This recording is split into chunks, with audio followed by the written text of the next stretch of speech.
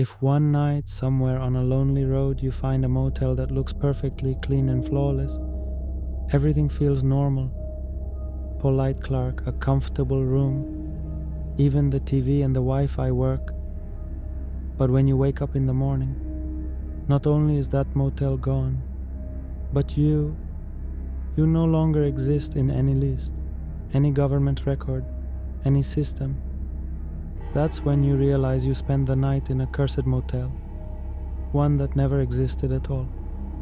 My name is Jason Whitman. I service telecommunications equipment across different states. Every week I'm on the road moving from one town to another. That night started like every other night. The car was tired. I was even more tired. Darkness, an empty highway, and a mind crowded with news and scattered thoughts. So I was supposed to reach a hotel in a small town, but the GPS said it was closed for renovations. So I decided to find somewhere nearby to sleep. Right then, a red neon sign lit up on the left side of the road. Clearview Motel, vacancy. It felt like a sign. The sign was old, but the light was steady, not flickering. I turned off onto a side road. It was a short drive, and then I saw the motel building. A single row of rooms, a small reception office, and only 2 cars parked outside. Total silence. I went inside the office. A man around 50 sat behind the counter. He smiled. "Need a room?" he asked. "Just for one night," I said. He asked my name. No ID, just my name and my signature. He handed me an old metal key with a tag that read 8. "If you leave before 9, he said, just drop the key in the box outside. No need to check out." I remember thinking, how convenient, how nice. Room 8 was exactly what you'd expect. A double bed with clean white sheets, a CRT television, a small fridge, a desk and chair, and a window facing the road. The lights were soft, no smell. Everything was strangely normal. I took a shower, turned on the TV. The channels worked. Wi-Fi? Yes, it connected. I even checked my social media messages. Everything was normal. At 11 p.m., I fell asleep, with a sense of safety I hadn't felt in months. But in the morning, everything changed. I opened my eyes. Sunlight hit my face like it was aimed straight at me. My phone showed 7:32 a.m. I got up, stretched, and walked to the window. I pulled the curtain aside, and I froze. Not only was the reception building gone, the entire motel was gone. Outside my window was nothing but a bare dirt lot, a few dry bushes, piles of gravel, and the rotted remains of a fallen sign. My head spun. I told myself it had to be a dream. I went to the door and opened it. No row of rooms, no cars, no office building, only a winding dirt road leading into nowhere. I ran back into the room, but the room wasn't the room anymore. The sheets were torn, the walls were cracked, the TV was shattered, the fridge door was ripped off. Everything smelled damp and rotten, like no one had been there for decades. I grabbed my phone. No Wi-Fi, no data, no calls. I ran outside, panicking through the abandoned space. No sound, no people. Only a rusted metal sign sticking up from the dirt, its letters faded. Clearview Motel, closed since 1997. My heart hammered in my ears. What? 1997? No. I slept here last night. Last night the Wi-Fi worked. The TV worked. I stumbled back toward what was left of the building. In the sunlight, the entrance stones were cracked and broken, and on the ground I saw it. The metal key. Number 8. My hands shook as I picked it up. It was heavy, real. so that there was no door for it. I climbed a small hill overlooking the road. Far away, a single car passed on the highway. I screamed, waved my arms, begged for it to stop. It didn't even slow down. It just passed. That was when I felt real fear. Not fear of a killer, or a ghost, or a noise in the night. Fear of the complete unknown. Fear that maybe I didn't exist anymore. I went back inside the ruined building. On the wall, someone had scratched with a fingernail. If you sleep here, you forget who you are. And beneath it, in smaller writing, Jason Whitman slept here. I woke again, not to an alarm, not to a phone call, but to sunlight so harsh it felt like a blade across my face. The ceiling was the same flat white as last night, but the texture had changed. My clothes were still beside the bed, but dusty. My shoes had moved like someone else had worn them. I sat on the bed, head heavy, like a drugged hangover. My body knew something was wrong, but my mind kept trying to ignore it. I went to the window and pulled the curtain aside, and my mouth fell open. No reception building, no other cars, no row of rooms, only dry ground, gravel, dot, and tire marks that led nowhere. I went cold, not from the air, but from the hole that opened inside my chest. No, I was here last night. It was real. The Wi-Fi worked. I grabbed my phone. No signal, no Wi-Fi, not even the date. It only said, no service, searching. I went to the door. The handle was cold, but it opened. Outside smelled like dry dirt and burnt oil. No trace of last night's dinner. No smoke from the clerk. No exhaust from cars. Where the reception should have been, there were only rusted poles from an old metal sign. I leaned on it and looked up. The sky was blue, clear, cloudless, like it wanted to say, there's nothing wrong here. The problem is you. I walked back to where my car had been parked. Nothing. Flat ground. But soft dirt beneath my boots showed something had been there. And one set of footprints. Just one. From the car spot to the old building. No return. I went back into room 8. It wasn't clean anymore. The sheets were ripped and dusty. The walls stained. The carpet burned. The CRT TV cracked and dead. The little fridge stood open. Inside was a rusted soda can. Expired in 2001. I sat on the edge of the bed. I looked under it. There was only one thing. A narrow metal box with words stamped on top.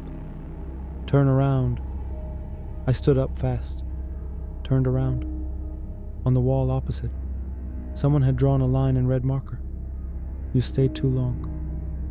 Beside it, the metal key number 8 had been hammered into the wall. I opened the desk drawer. Inside was an old check-in registry book. Yellow pages. Dot. Filled with names crossed out in red.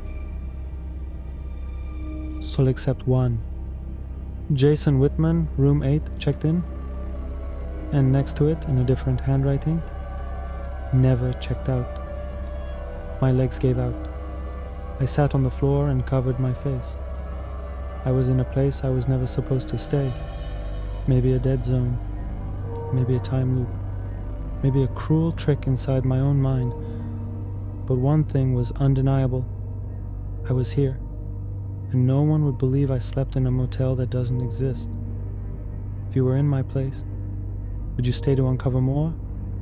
Or would you run, no matter the risk? Like this video. So I know you're still there. So I know someone out there still remembers who Jason Whitman was. My breathing grew heavy. Not from running, not from fear, but from this cursed feeling of being erased. Inside my head I kept repeating, "My name is Jason Whitman, born in 1987. I have an apartment in Des Moines. I have a dog named Tucker. My mother got cancer. She passed away. All of that is real. It has to be. So why is there no trace of me anywhere? I stepped outside room 8. The sun was still up, but the air wasn't warm. A strange cold rose from the ground, not from the sky. I walked to the rusted Clearview Motel sign. Beside it was a half-burned metal mailbox. I opened it. Inside was a thick paper card with handwriting. You're not here, because you never were. Below it, in smeared ink. But you can stay. I walked toward the road. The same road I turned off last night. Now it looked endless. No signs, no cars, not even wind. Just as I was about to leave, I heard an engine. An old yellow pickup truck approached from far away. My breath caught in my throat. Maybe one person, just one, could help. I waved. The pickup stopped. The driver was an elderly woman, wearing dark sunglasses and a gray scarf. She rolled down the window and asked, "Lost?" I said, "No. I slept in that motel last night. But now..." Stopped. Her eyes behind the sunglasses were fixed on me. She smiled and said, "Oh, sweetheart, that motel has been closed for 20 years. No one stays there unless they don't want to leave." My stomach dropped. No. I slept there. The Wi-Fi worked. The TV was on. Even... She lifted a hand, telling me to stop. "Sometimes," she said, "people get stuck in places between reality and dream. You have to choose." "Choose what?" I asked. She didn't answer up. She only gestured for me to get in. I sat in the back of the pickup. She didn't speak. I didn't either. Only the tires crunching over dirt and gravel. After about 10 minutes, she stopped at an abandoned gas station. I climbed out. I turned to thank her, but the truck was gone. No tire tracks, nothing. The gas station was dark and dust-covered. I went inside.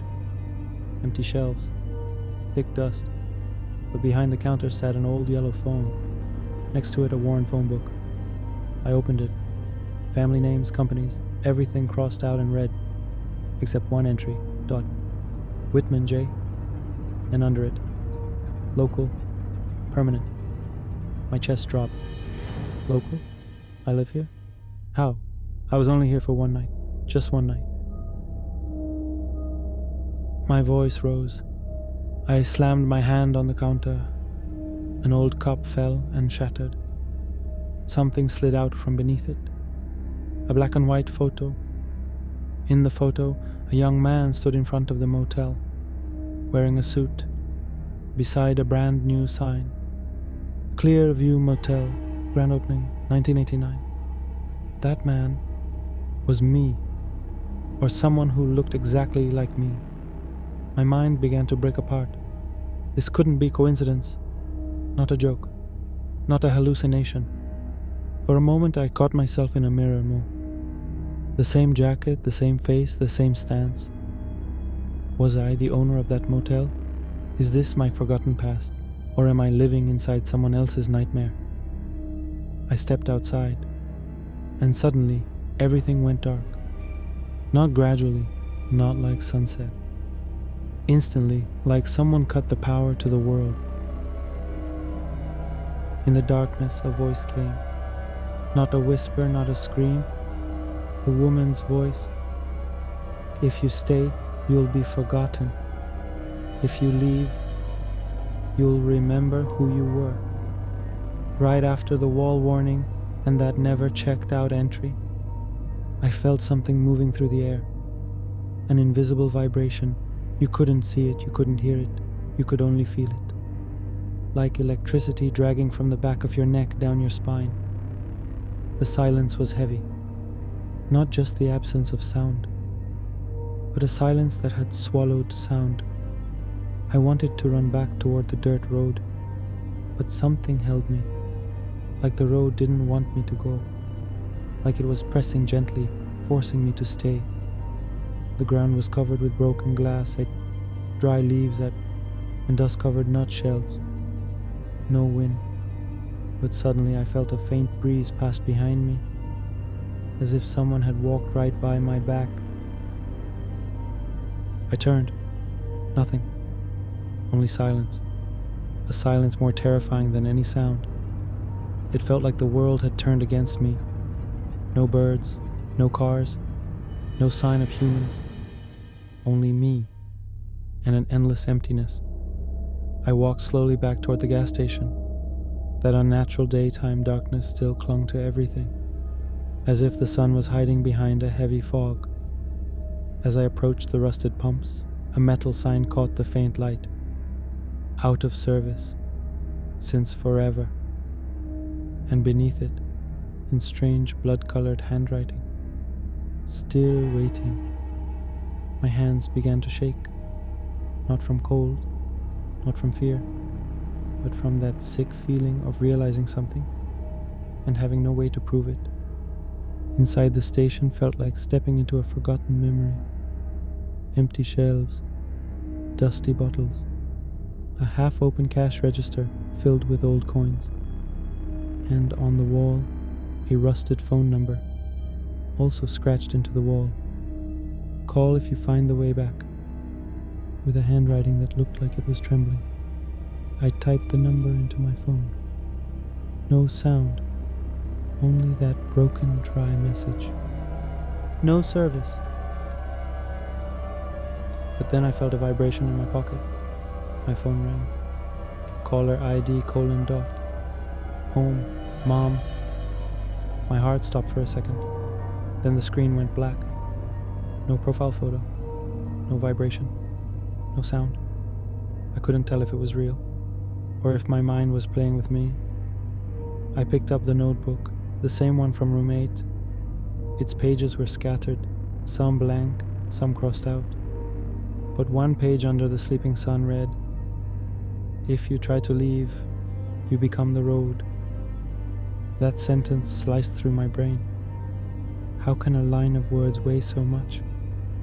I wiped at a tear, but my fingers felt no wetness, as if the tear wasn't a tear, but the ghost of rain that didn't exist. I walked back toward the road, but the farther I went, the more the road repeated. No new turns, no new signs, only the same dirt stretching endlessly. I whispered, "Who am I? Who am I really?" And the road answered, "Who you think you are." There was no sound, only an echo repeating inside my head. My steps sped up, but the sound of my footsteps in the silence was a few steps behind me. I turned. No one. But when I faced forward again, I saw a shadow moving through the mist.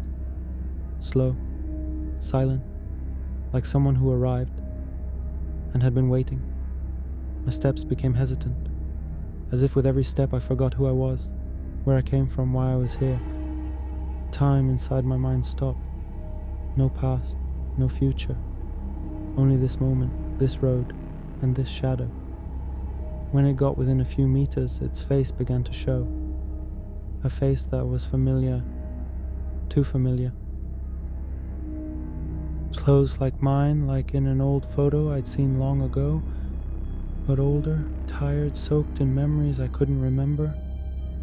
When it reached me, it spoke without lifting its eyes from the ground. "You forgot more than you remember?" I stayed silent. My heart thundered in my ears. I asked, "What did I forget?" It looked at me and said, "Everything you ran from." My hands began to shake again. Then I heard a cold, scraping voice in my mind. "Not everyone gets to leave." It wasn't gentle, not a soft whisper. Something cold, carved deep into the brain. My breathing quickened. I stared at the shadow, but my body felt trapped in a swamp of doubt. I whispered, "Why me? Why here?" It smiled. A smile with no joy, no fear, only the painful understanding of reality. because you never really left. Now you know what happened. The road, the motel, the gas station, even me. All of it was part of memory, not an independent world. And now before I go on, if you were Jason, when reality is breaking apart and the road is erasing boundaries, now, would you keep going forward? Or would you go back to the gas station and wait? Tell me in the comments. I stood on a road that led nowhere. In front of me, the shadow, an older broken version of myself. Behind me, a gas station frozen in time, and my mind trapped in a collapsing reality, not sure if it was dream or truth. The shadow smiled, as if it knew everything. It said, "You stayed too long, Jason. This place is like a swamp. It starts with nightmares, then it devours your identity. You're only an echo now of a man who once existed." I took a deep breath and said, "But I still have memories. I still know who I am." It stepped closer and pulled a small notebook from its pocket, the same notebook I saw in room 8, and put it in my hands. I asked, "Where did you get this?" It said, "This notebook is always with you. Every time you return to this motel, you write, so you can remember, but if you stay too long, your words fade." I looked at the first page. It was my handwriting, but the words were disappearing. Every second one vanished like ink dissolving in rain. I asked, "How do I get out? What do I have to do?" It turned toward the road, to a place with no beginning and no end, and said, "Go back to room 8, that's where you choose. Total forgetting, or remembering everything." I went. With heavy steps, I returned to the motel building, a place that wasn't really a motel anymore. Only broken walls, a rotting roof, and room 8, now like a doorway into the past. I opened the door. Everything was there. Thal bed, the metal key, and a full-length mirror mounted in the middle of the room. But in the mirror, my image was different. My hair was white. My eyes were hollow. My face was empty of feeling. Next to the mirror, a sentence was written on the wall. "If you want the truth, you must accept all of it." I sat on the bed and opened the notebook. On the last page, a short note in my own handwriting. "Jason, if you're reading this, you still have a chance. But know this. You died in a car accident. This place is the point between death, and you only live again if you accept that you died." A heavy silence fell. Not outside, not inside. A silence of existence. As if the entire universe had paused to see what I would decide. I stood up. I walked to the mirror, and I said out loud, "I accept it. I died, but I still don't want to be forgotten." The room began to shake. The lights flickered on and off. The mirror cracked, and voices from my past poured into my ears. My mother's voice, my daughter's laughter, a horn, the scream of impact, metal crushing metal. I fell to the floor. A white light swallowed everything. And then, absolute darkness. My eyes opened slowly. White light above me. The beep of a heart monitor. The smell of a hospital. Doctors were over me. A nurse screamed, "He's back. He's awake." I only breathed. The deepest breath I'd taken in my entire life. I moved my hands. My body was heavy, but I was alive. The door opened, and my wife, eyes full of tears, ran inside. I took her hand and said, "I'm back, from a motel that never existed. I don't want to live without memory anymore. I won't run anymore. And most of all, I will never sleep in any motel with a neon sign that says, vacancy. If you stayed with me to the end of this road, then you're one of the few who understood that reality isn't always what we see.